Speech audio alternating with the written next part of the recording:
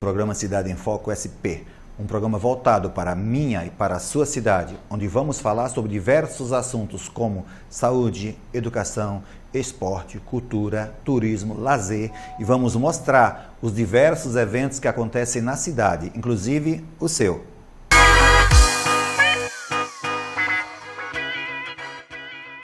Estamos recebendo em nossos estúdios Abel Sampaio. Seja muito bem-vindo, Abel. Obrigado pelo convite, Derival, e vamos ter um bate-papo produtivo aí hoje. Perfeito. O Abel é educador físico, professor de jiu-jitsu há mais de 10 anos, é presidente do CONDEF, Conselho Municipal de Direito das Pessoas com Deficiência. É isso, Abel? Isso mesmo. E também é presidente da Associação de Apoio ao Transtorno do Aspecto Autista. Isso. Abel, é a Alcateia, né? Acateia. Acateia. Isso. Associação Cubatense do Apoio ao Transtorno de Aspecto Autista. Essa associação tem quanto tempo já, André? Tem 2 anos e meio, praticamente. Foi você que idealizou? Sim, foi eu e um outro amigo meu que também tem um filho que está dentro do transtorno do espectro autista. E aí a gente, devido às nossas dificuldades E necessidades, e né? necessidades porque assim, pós-diagnóstico, normalmente os pais ficam meio perdidos, né? Sem saber qual rumo que vai tomar, o que vai fazer, que terapia que vai tentar colocar o filho, que médico que tem que procurar. Então fica assim, meio que a gente chama o pessoal do autismo chama de luto, né? Luto. Esse primeiro momento, Primeiro quando você momento recebe o impacto a notícia, é muito forte. um impacto muito forte. O Abel, ele é pai do Bernardo, de 10 anos, Isso. que foi diagnosticado com um transtorno de aspecto autista. Bem cedo, André? Bem cedo, Abel. bem cedo. Assim, a gente teve um acompanhamento a princípio da pediatra, né? Que a gente conseguiu identificar algumas características nele que a gente não achava que estava dentro da idade, né? E aí a gente começou a perguntar para a pediatra, ela falou para a gente que não, que é um diagnóstico que muitos pediatras dão, hoje menos, né? Mas na época davam, que era, que menino fala mais tarde, menino desenvolve um pouco mais lento que as Era meninas. mais lento o desenvolvimento. E aí, só que a gente viu as características, que ele não fixava muito o olhar, que ele não atendia chamado pelo nome, né? Chamava pelo nome, não atendia. Não atendia. E aí a gente começou a procurar outros profissionais até que... Primeiro você acha que tem um problema de audição. No início você já... Exato. O médico pediu testes auditivos, estava com a audição normal. E a gente vai procurando outros especialistas e aí acabou com essa identificação. O André, diagnosticado o problema, qual o primeiro impacto, qual a primeira ação dos pais? Assim, é aquela sensação de como será o futuro, né? Como que vai ser o desenvolvimento do seu filho, a pergunta que sempre vem logo desde o início como que vai ser quando nós não estivermos aqui, né? Meu Deus. Então bate um certo pânico no início e aí você tem que procurar informação, senão você pira. Para te dar tentar se estabilizar, porque se você estiver totalmente desnorteado, você não vai conseguir trilhar os melhores caminhos para o seu filho, né? Então é bem complicado. Qual a principal característica do autista, André? Abel? Cara, na verdade o diagnóstico ele é dado por um conjunto de fatores. De fatores, né? Então esse que eu já te falei, da fixação do olhar, de não atender ao nome, ao chamado do nome, né? São umas características bem comuns aí da pessoa com autismo. Ô Abel, e qual a orientação ao pai Então, Qual assim, o conselho o pai que tem a criança? Primeiro, com... é o que a gente costuma falar com o pessoal que está no nosso grupo lá. A gente sabe que é difícil, a gente passou por isso, mas a gente sabe que se ficar muito apavorado, vai atrasar todo o processo. Todo o processo. Porque você pai nervoso, você não sofreu pensa... impacto, mas tem que absorver. Tem que absorver. E ser pai, ser mãe. Tem que procurar absorver, ajuda, claro, né? Exato. Tem que absorver e começar a pesquisar o que tem de atendimento para essa situação. A gente foi fazendo isso meio que gradativo, né? Ficamos bastante abalados, lógico. Mas com o tempo é que nem você falou, é a sua responsabilidade de pai. Você tem que ter cabeça para saber qual o caminho que o seu filho vai ter que ter daqui para frente. O André, é verdade que na criança do sexo masculino a probabilidade de autismo, desse transtorno do aspecto autista, é bem mais elevada do que no sexo feminino? Tem uma incidência maior. Maior, né? Tem uma incidência maior.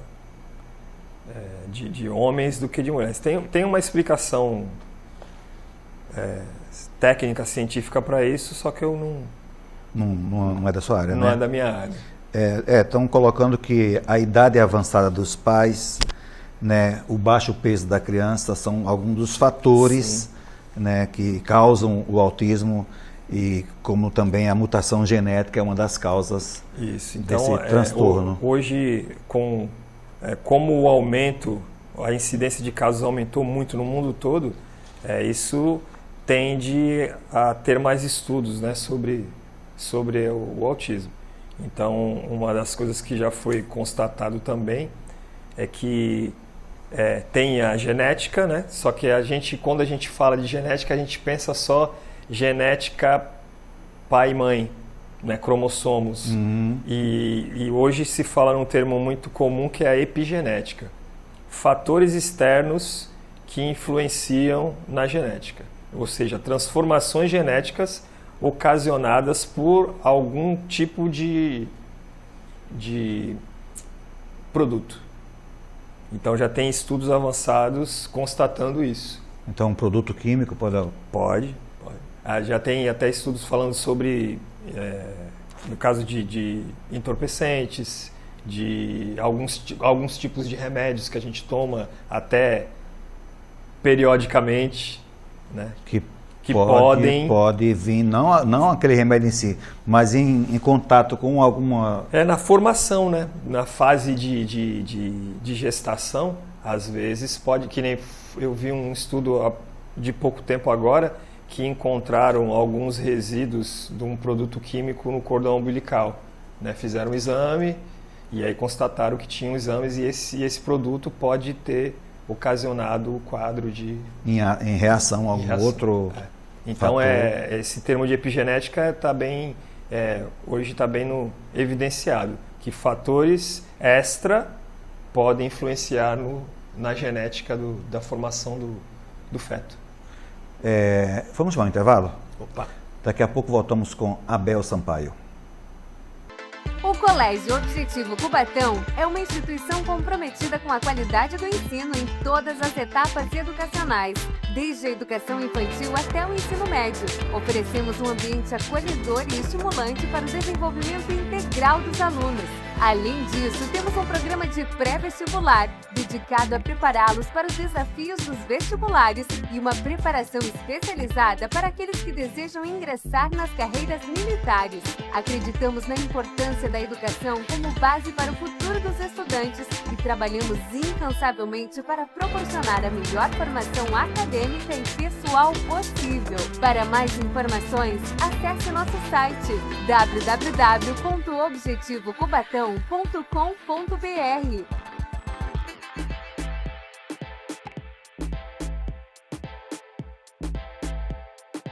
E voltamos com o professor Abel Sampaio. Abel, falar um pouco sobre o diagnóstico, né, da criança com transtorno de aspecto autista. No seu caso, o Bernardo foi diagnosticado cedo, não é o normal. Comumente as crianças são diagnosticadas mais tarde. Por quê? Por que, Abel? Assim, eu identifico alguns motivos, né? Primeiro, pela falta de capacitação de alguns pediatras, que eles poderiam muito bem estar identificando isso. Nos primeiros momentos ali poderia estar... às vezes por falta de percepção até dos próprios pais, né? Porque não é todo autista que tem um nível de suporte elevado, né? Que nem características, não fixar olhares, não atender o nome. Para as crianças que já andam, tem algumas crianças autistas que andam na ponta do pé. Então são coisas que... O pediatra que acompanha o mês a mês pode muito bem estar fazendo isso. Né? Mas só que a gente vê que isso não é regra. Não é regra, não acontece. Regra. Acontece... Hoje, talvez, por esse boom que teve de autistas... Está tendo um boom, você vê muito mais gente com autismo hoje em dia, Abel. Talvez os médicos estão se capacitando mais. Mas no tempo há 10 anos atrás, quando o Bernardo foi diagnosticado... 10 não, né? 8, 9,5. Foi diagnosticado, a gente viu essa deficiência aí na parte do atendimento. São muitas crianças que são diagnosticadas com 3, 4 anos, 5 anos, Abel. É que nem quando tem as crianças que falam, aí tem um atraso um pouquinho na identificação. Né? Que tem deficiências, mas fala. Então, uma das características principais do autismo é a não verbalização. Né? Então, às vezes, alguns médicos, pelo fato da criança falar, talvez eles retardem um pouquinho o diagnóstico. Em determinadas idades, quando a criança já está com uma idade mais avançada, eles fazem alguns tipos de testes, né, psicológicos lá, para tentar identificar mesmo a característica. Ô Abel, o autismo, o transtorno do aspecto autista tem graus. Como identificar? Ao contrário do que algumas pessoas pensam, né, que é tudo questão de informação, né? Certo. O grau está relacionado ao que a criança precisa de suporte. A gente fala grau de suporte. Grau de suporte. Isso. Tem o grau 3, que são as crianças normalmente mais comprometidas, que precisam do auxílio de algum cuidador, de alguma pessoa, para fazer ações básicas do dia a dia. Certo. Tipo, se alimentar, tomar banho, fazer uma necessidade. Então, essa criança ela é bem dependente. Esse é o grau 3. Esse é o grau 3. E aí, grau 2, ela tem um pouco menos de dependência, ela consegue se comunicar. O grau 3 também não tem a comunicação verbal. Então, e o grau 1 é aquele que antigamente se chamava de Asperger, né? Aquela criança que normalmente tem um dote intelectual avançado. Muitos são caracterizados como superdotados. Isso. E esse e se comunica bem, só que normalmente vem junto com outras comorbidades, tipo déficit de TDAH, né? Déficit de atenção, hiperatividade. Então, às vezes o 1 e o 2 têm bastante essas características, e o 3 também, que nem meu filho é diagnosticado com autismo e TDAH, déficit de atenção e hiperatividade. Tem também o leve autismo. Então, não tem essa não tem classificação. Isso é do popular. Tem um leve autista. Isso. Então o pessoal fala, porque a pessoa fala é leve. Não, é tudo autista. Autista, independente se ele fala ou se comunica ou se tem outras características de comunicação melhor que a do outro, é caracterizado tudo como autista. Por isso que é o espectro. O espectro envolve várias características. Antigamente era considerado o Asperger, que era uma característica bem parecida, que foi um médico que pelo o sobrenome dele, né, que era Asperger, e ele estudou as características do autismo, no caso, bem mais leve. Mas aí teve uma modificação na legislação aí, eu não lembro qual foi o ano, não sei se foi 2014, que mudou a nomenclatura, e aí ficou tudo englobado no guarda-chuva do espectro autista. Transtorno do aspecto. É do espectro. Espectro. Transtorno do espectro Autista. Isso. O Abel, vamos chamar mais um intervalo? Vamos. Daqui a pouco voltamos com Abel Sampaio. O Colégio Objetivo Cubatão é uma instituição comprometida com a qualidade do ensino em todas as etapas educacionais, desde a educação infantil até o ensino médio. Oferecemos um ambiente acolhedor e estimulante para o desenvolvimento integral dos alunos. Além disso, temos um programa de pré-vestibular, dedicado a prepará-los para os desafios dos vestibulares e uma preparação especializada para aqueles que desejam ingressar nas carreiras militares. Acreditamos na importância da educação como base para o futuro dos estudantes e trabalhamos incansavelmente para proporcionar a melhor formação acadêmica e pessoal possível. Para mais informações, acesse nosso site www.objetivocubatão.com.br.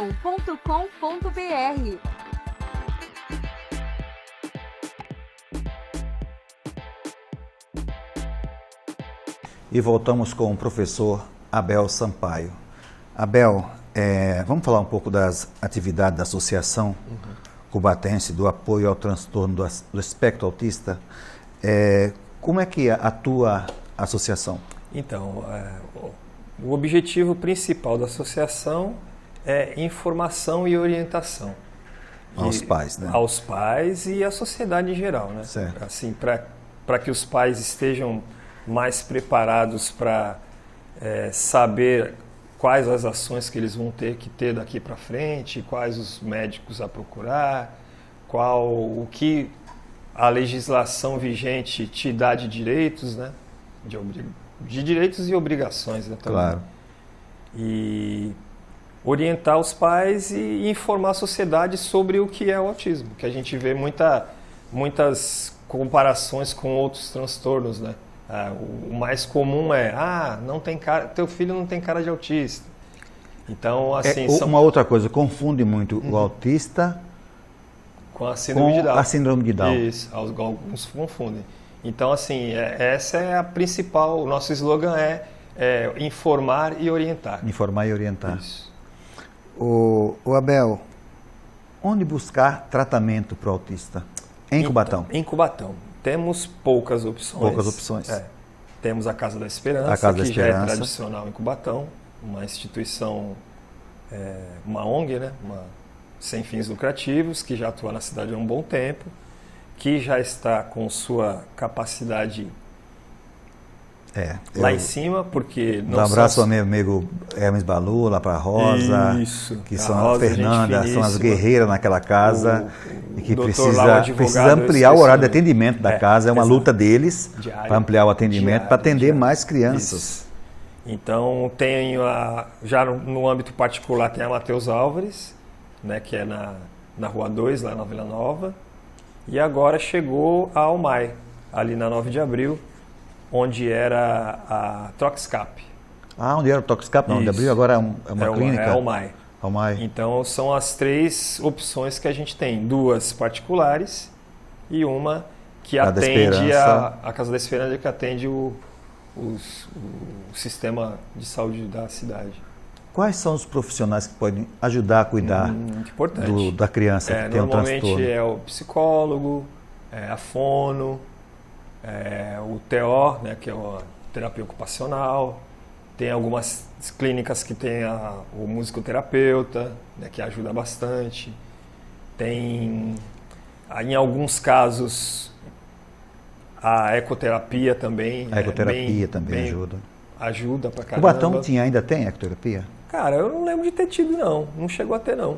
Tinha em São Vicente. Não, mas aqui lá na época do Clermont, chegou a implantar ali no Parque da Primavera. Tinha alguma coisa ali. Eu não me recordo. Eu não me lembro. Eu sei que tentaram já implantar 2 vezes aqui em Cubatão. Uma foi antes da pandemia, já estava a verba destinada. Tinha verba destinada já para isso. Só que aí toda a verba foi para o Covid. E aí cancelaram o projeto. Cancelaram o processo todo. E nessa gestão agora tentaram o legislativo lá, o vereador tentou fazer uma proposta, mas o executivo não colocou em prática. Então Tem uma menina que trabalha aqui em Cubatão com isso, que ela está tentando implantar já tem um tempo, precisa bastante de apoio, esqueci o nome dela, cara. Ela está tendo o nosso grupo lá. E ela faz ações pontuais. Ela fez uma ação lá no Cutiapará, depois ela fez, acho que num trabalho aqui no Anilinas, com cavalo, mas é pouco cavalo, pouca estrutura, você não consegue atender muita gente. E basicamente são esses profissionais. Aí tem também, hoje em algumas clínicas já tem uma participação também do educador físico para auxiliar, né, nas atividades físicas, né, que é muito importante para o desenvolvimento tanto motor quanto mental da criança. E o que mais? E também, no caso, que é muito importante, que já está constatado hoje, é a parte nutricional. Algumas clínicas têm um nutricionista para estar orientando, aí, já que uma das características do autismo também é a seletividade alimentar. Tem criança que só come aquilo, mais nada. Tipo, só come arroz. Caramba, tem isso também? Tem. Só come biscoito. Caramba. Tem algumas que têm essa característica de seletividade alimentar. Aí precisa muito desse profissional. Isso, para você estar oferecendo coisas que não vão afetar muito, que nem já porque sabe senão que... vai atrapalhar ainda mais o desenvolvimento da criança. Já se sabe já se sabe vai faltar muitas proteínas na criança. Já se sabe que o açúcar causa bastante excitabilidade, no caso, né? A criança fica mais... Principalmente para quem tem TDAH junto também. E algumas... como é que a gente pode dizer? Algumas alterações intestinais, né? Que já se sabe que boa parte do funcionamento do intestino e do estômago refletem no quadro do autismo. Então, o autismo, geralmente, os caras falam, tem impermeabilidade. Então, o nosso estômago e intestino, ele tem uma certa membrana, né, para evitar que bactérias entrem. Certo. Então, em alguns casos de crianças com autismo que têm essa impermeabilidade, fica mais fácil algumas bactérias entrarem no intestino. E isso reflete no desenvolvimento cerebral. Eles falam que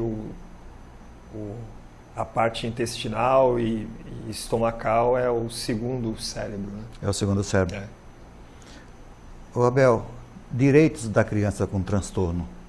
Então, temos aí alguns direitos, só que está uma batalha muito grande, né, devido justamente ao aumento, né, dos casos de autismo. Então tem a participação do Estado nisso, com né, certeza. De cumprir, de dar a educação a essas crianças. Já existe a lei que no ensino fundamental e médio é normalmente a cargo do município, né? Então o município teria, por lei, que fornecer um profissional habilitado para acompanhar essa criança. Aqui em Cubatão tivemos problemas muitos anos aí de não ter esse profissional. O ano passado foi implementado aí um serviço de uma contratada para fornecer esses profissionais, né? Só que não atendeu totalmente a demanda da cidade. Aí essa primeira empresa teve uns problemas legais aí na cidade, foi tirada fora, colocaram uma outra empresa.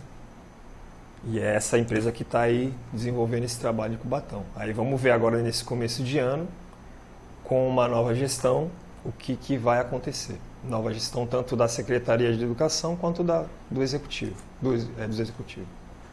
No caso, essa criança tem direito na escola de ter um profissional de apoio. Isso. Qualificado. E isso é a grande dividida disso aí, né? Que essa interpretação do que é o qualificado. Que a gente já teve vários casos aí de pessoas estarem acompanhando as crianças que não têm, assim, a qualificação necessária. Tem que ter essa qualificação também. Então, Não basta só pedagogia, no caso? Não. Se tivesse pedagogia, estava bom. A maioria não tem. Não tem. A maioria não tem. Então, recebem um treinamento por parte da empresa e vão para o trabalho. Então, você como educador, você passa 4 anos ou 5 para ser um educador, e o profissional que vai acompanhar a pessoa que tem a deficiência recebe um treinamento lá de no máximo 30 dias. Aí não tem e aí como, já está apto. Não tem como estar capacitado, né? Exato. E aí já tivemos vários problemas, até de agressão, né? De despreparo do acompanhante, no caso. Não pode chamar de profissional, exato. né? Exato. E aí é uma coisa que eu vi em alguns seminários que eu fui, quanto à capacidade do profissional de apoio. Num curso que eu fui, a primeira pergunta que o palestrante falou é se você estaria preparado para receber um tapa na cara. Qual seria a sua reação? A sua reação como profissional de apoio. Exato.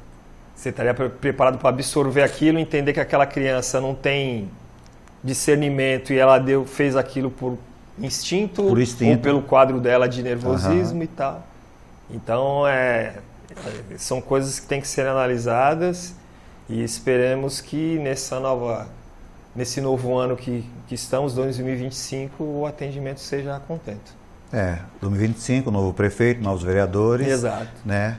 Chegar, nova conversar, secretaria impor. E tentar melhorar o serviço. Tentar melhorar para que atendam né, com mais qualidade as crianças. Algumas cidades aí do interior de São Paulo já estão com clínicas geridas pelo município, voltadas só para o autismo, e tem cidades que estão procurando oferecer esse serviço para as cidades. Aqui na região, a única que tem algum trabalho significativo é Santos. Abel, tem já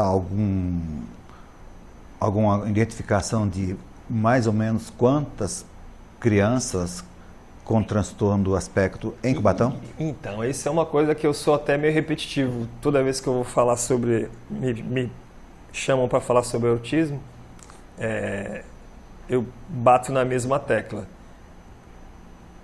Tudo que é proposta de serviço público, ela é baseada em números. Em números. Né? Então, hoje, nós não sabemos... nem por estimativa, qual seria a real necessidade de autistas no Brasil. O estudo que existe é um estudo americano, que foi divulgado há uns 2 anos atrás, que a relação seria para cada 46 crianças, 36 crianças no mundo que nascem, uma é autista. Uma é autista. Ou seja, é muita coisa. É muita coisa. Então, fazendo essa estimativa, o Brasil daria por volta, acho que de 6 milhões. E aí é muita gente. Aí você fala, mas qual a ferramenta que poderia fazer esse diagnóstico aí? Seria o censo. Seria o censo. Só que o censo, o protocolo que o censo usa, esse protocolo que está sendo usado, que foi feito o último censo, não atende à realidade. Por quê? O protocolo é o seguinte: a cada 10 casas que o recenseador vai, ele vai abrir a pergunta se você tem na sua casa alguma pessoa com deficiência. Então não tem como... Aí quer dizer, se passou 10 e nessas 10 tinha, aí você foi na 11ª e não tinha, quer dizer, esses 10 não vão entrar. Tá falho. falho. O Abel, é muito bom o bate-papo, muito explicativo, mas chegamos ao final do nosso programa. Deixa uma mensagem para o nosso telespectador. Assim, vai para as pessoas, para as famílias, né, que cuidam de crianças ou até propriamente dito de adultos, né, porque as crianças vão crescer um dia. Né? Com certeza. Então, que elas tentem procurar informação sobre o que tem que ser feito, sobre os seus direitos, né, para que vocês possam ter discernimento e sabedoria para tentar direcionar o caminho dos seus filhos. Abel, deixa um contato para o nosso telespectador. Isso, pode ser o meu contato, é 013 99688 5696. Nós temos um grupo lá no WhatsApp, tem mais ou menos 150 mães e pais lá, né, no total, que a gente se comunica diariamente, troca informações, tira dúvidas, então é bem produtivo. Perfeito. O programa Cidade em Foco chega ao seu final. Até o próximo.